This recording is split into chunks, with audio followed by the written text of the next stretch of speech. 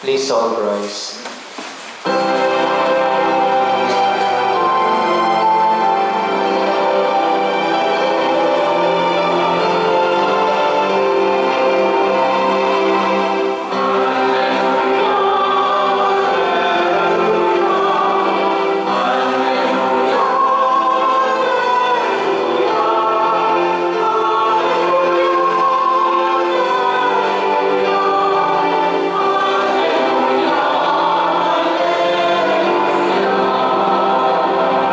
All together, the heavens were opened, and the voice of the Father thundered, "This is my beloved Son, listen to him."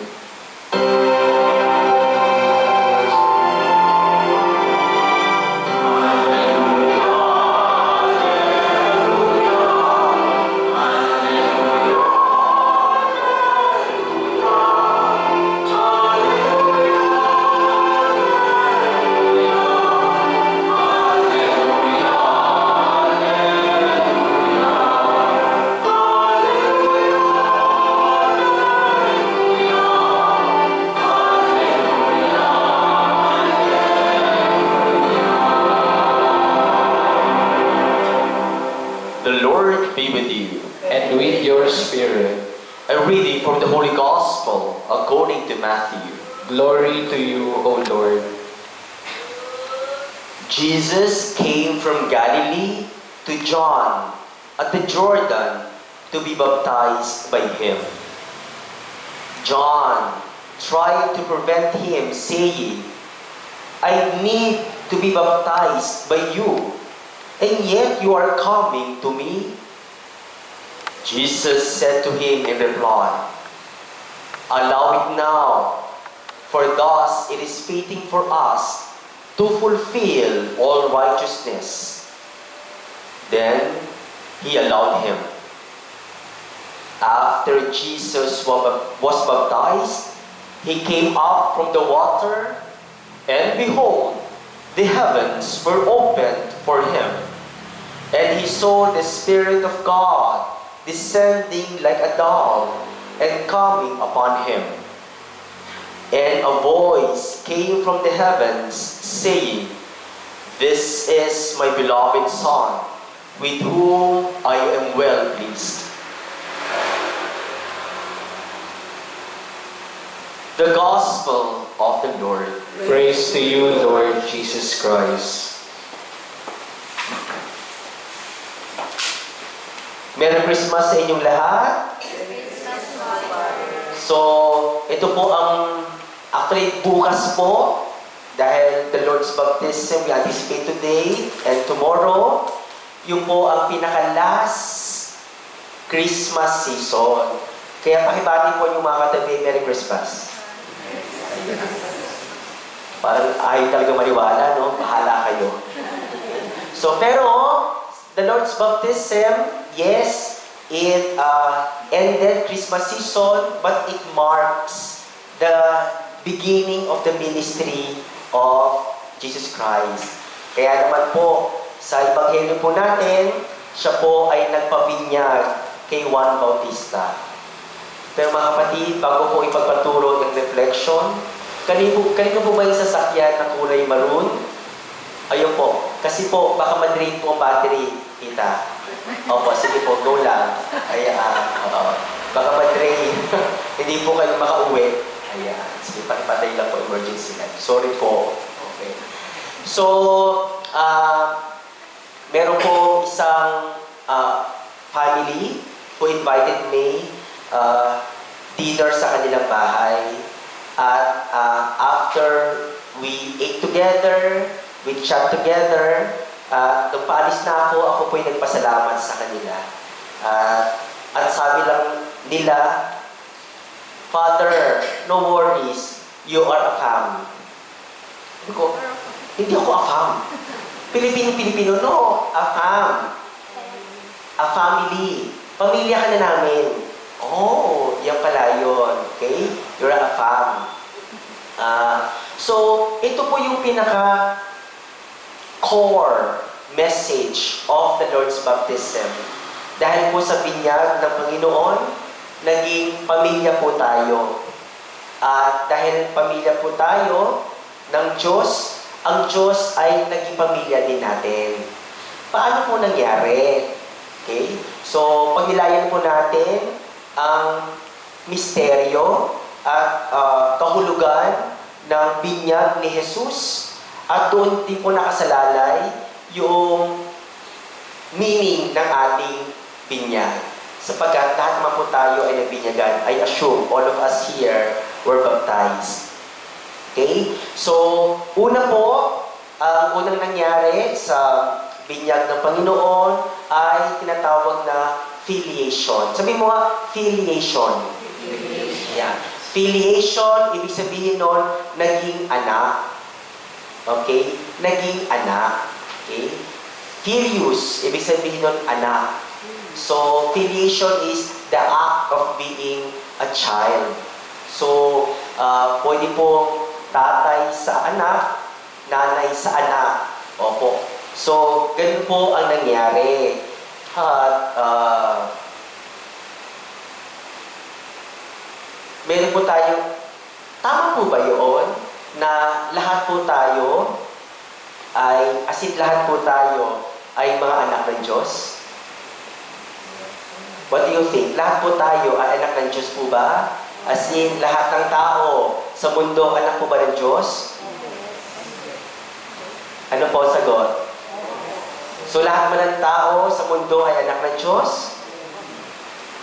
Yung mga iba parang hindi sigurado. Okay? So, hindi po. So, hindi po correct yon ng all of us here on earth are children of God. Pero ang pinakatama po ay we are creatures. Okay? We are created by God. So, naging anak lang lamang tayo ng Diyos because of baptism. So, lahat po ng mga binyagan o nabinyagan ay hindi lang po nilikha ng Diyos, ay dinagdagan po naging anak ng Diyos. Paano nangyari yon? Because si Jesus ay son. Anak siya. Kaya naman, may kasabihan, you cannot give what you don't have. Dahil merong pagkaanak si Jesus at niyakap niya tayo, kaya naging adopted children tayo ng Diyos Ama. Okay? So parang yung mga barka-barkadahan, yung tita-tita, yung papasok ka lang, no? Yung umpisa ng kaibigan, papasok ka lang sa bahay, ay tita, po, good morning po, tapos naiyak pang pumasok sa bahay, yan, pero eventually, ayan, so hanggang madalas ka na sa bahay, so, sinasabi mo, ay tita, tapos papasok ka na lang agad, nung una sa living room, tapos kalalaunan sa dining room na, tapos eventually magiging bedroom na, ayan. So, naging kapamilya ka na nila. Okay? So, ampun ka na ni tita. Okay? Parang ganon. Okay? So, opo. So, tayo po ay naging mga anak ng Diyos dahil sa ating binyag. Ano pong halaga po sa atin yan? Okay? Kung merong social dimension, kung anak po tayo ng Diyos, dahil kay Kristo na anak ng Diyos Ama, lahat po tayo ay magkakapatid. Amen? Yan. So magkakapatid po tayo. And I assume, magkakakilala po tayo. Tama po ba? Ako hindi pa. Ayan. Titignan mo mga katabi mo. Kilala mo ba yan? Ayan. Saan yung assignment mo? Kung every Saturday evening pala, 6 o'clock, no? May misa kayo dito. Dapat kilala na ninyo. Okay? So sana, okay, assignment niyo, sana hindi matapos ang buwan ng January, kilala nyo, sister, nakikita kita every Saturday evening dito. Saan ka pa nakatira? Okay? So, ganon.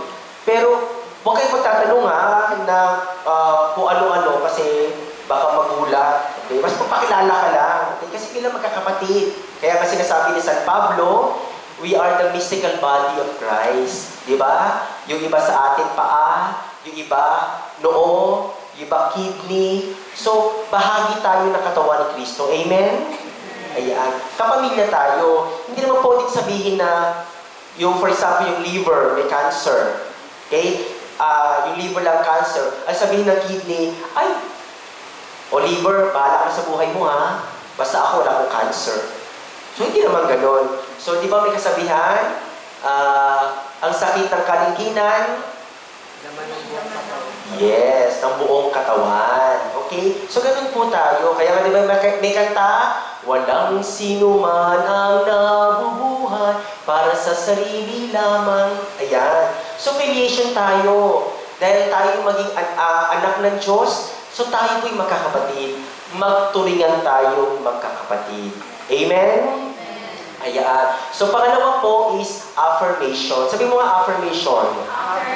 Maganda yung sinabi ng Diyos Ama nung pagkabinyag, no? Pagkabinyag ni Jesus, no? Pagkaangat niya sa tubig, ang sabi ng Diyos Ama, "This is my beloved Son, with whom I am well pleased." So, it is an affirmation.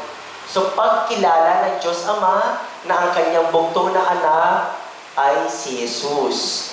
So, affirmation. So, mga kapatid, lahat naman po tayo gusto na ma-affirm. Okay? Kaya naman po parang kulang talaga sa buhay natin kapag hindi tayo kinikilala ng ating mga magulang. Parang may kulang. Okay? Kaya, kapag hindi ka kinikilala ng mga magulang mo, okay, may kulang at ikaw naging kulang-kulang. Okay? Nagwawala ka na rin. Okay? Nagwawala, walang-wala, nawawala. Okay? So, pero ganun talaga. So ibig sabihin na ito mga kapatid, na mahalaga ang salita. Okay? Affirmation. So, huwag tayo magtipid. Mag-umpisa po tayo sa salita. Okay? Ito nga po, si Juan Bautista is the voice in the desert. Pero si Jesus na dumating ay isang salita, the Word. John the Baptist is the voice, the Word is Jesus Christ. Kaya nga the Word made flesh. Ang salita ng Diyos nagkatawang tao. Okay? So mahalaga ang salita. So ang boses, nawawala yan. Pero ang salita, hindi nawawala. Nakakagulat naman po na pagkatapos nyo ng misa nito, okay, paglabas ninyo, pag-uwi nyo sa bahay, narinig nyo pa yung boses ko. Nakakatakot na yon. Pero, pwede nyo maalala yung sinabi ko. Okay? Ano po yung sinabi kong A? O, di ba? Natatandaan ninyo. Right? So, kasi mahalaga ang salita. Okay? Kaya naman, pahalagahan natin. Okay? Pahalagahan natin. Kasi kapag hindi tayo nagsalita ng maganda sa kapwa natin, nakakasakit ng damdamin, at hindi lang po isang araw, pwedeng talagang the entire life. Okay? So, what if, ano kaya epekto kapag sinabi ng mga magulang sa anak, ang pangit mo na, di ba? I am not proud of you, anak. May impact yan. Hindi lang po ngayon hanggang kinabukasan. Tama? Kaya naman, maganda po na sana ang ating salita ay pahalagahan. At i-acknowledge, i-affirm, ibig sabihin nun magagandang salita.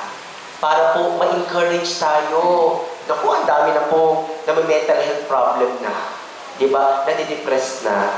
It's because parang tipid na tipid tayo sa affirmation. Okay? We are good at bashing. Okay? Magaling tayo mag-bash. Magaling tayo mag-komento. Pero, yung mga magbubuting salita, okay? Magagandang salita, ang tipid natin. Kaya tinan mo, nakaka-depressed na tayo. This is a society of a depressed society. Because ang tipid natin sa affirmation. Okay? So sana po, pahalagahan po natin yan. Kagaya ng po pagkapahalaga ng Diyos Ama. He affirmed Jesus Christ as His Son and with whom He is well pleased. Pangatlo at panghuli ay mission. Sabi mo nga, mission. Mission. Ayan, mission. So, sabi nga po ng mga magagaling na tao, wise people said, there are two important dates in our life. Dalawang daw importanteng, ano bang Tagalog ng dates? Yung petsa. Yung petsa na kung kailan ka pinanganak, Okay? When you were born, okay, that's number one. And second is, when you realize why you were born. Okay? So, yung unang petsa is, nung po kailan ka pinanganak, at pangalawang mahalagang petsa is, nung nalaman mo na anong dahilan kung bakit ka pinanganak. Okay? So, yung una, yung kaarawan mo. Pangalawa is, yung mission mo. Okay? So, ganoon din po ang Panginoon Hesus Kristo. Bakit nagpabinyag? Okay? Nagpabinyag si Jesus na sabi nga ni Juan Bautista, "Naku! Ako dapat ang binyagan mo, bakit ikaw magpapabinyag sa akin?" Ano sabi niya? "Sige na." Okay? So, allow it now. For thus it is fitting for us to fulfill all righteousness. Ang misyon ni Jesus ay pumila, makiisa sa mga makasalanan. Okay? So, pumila siya sa mga makasalanan. Nakaisi siya sa mga makasalanan. Yun ang kanyang misyon. Okay? Nagpakababa siya. Okay? Sinamahan niya ang mga makasalanan. Para yung mga makasalanan ay may pag-asang pumunta sa langit. Okay? So, yun po yung misyon ng Panginoong Jesucristo. So, ganoon din po sa atin. Sana alalahanin po natin, nung tayong binyagan, meron tayong misyon. Okay? So, nung tayong binyagan, merong ritual doon na sinasabi na magiging pari ka, magiging hari, at magiging propeta. Lahat ng mga binyagan ay pwedeng maging propeta. Ano ba yung propeta? Nagkasabi na totoo. Nagkasabi, nag-evangelize, nag-share ng gospel. Ano yung pagiging pare?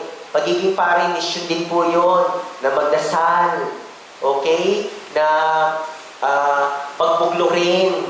Okay? Ipagdasal ang ibang tao, kaya nga tayo magkakapatid. Hindi mo sabihin, "My God, I'm here to pray to my God." No, it's our God. Kasi family nga tayo eh. Tayo magkakapatid.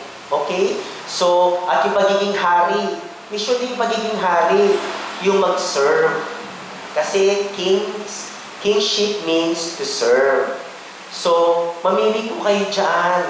Ano po ba ang binigay na talento sa inyo ng Panginoon? At yun po ang magiging basihan ninyo para gawin nyo po ang inyong misyon.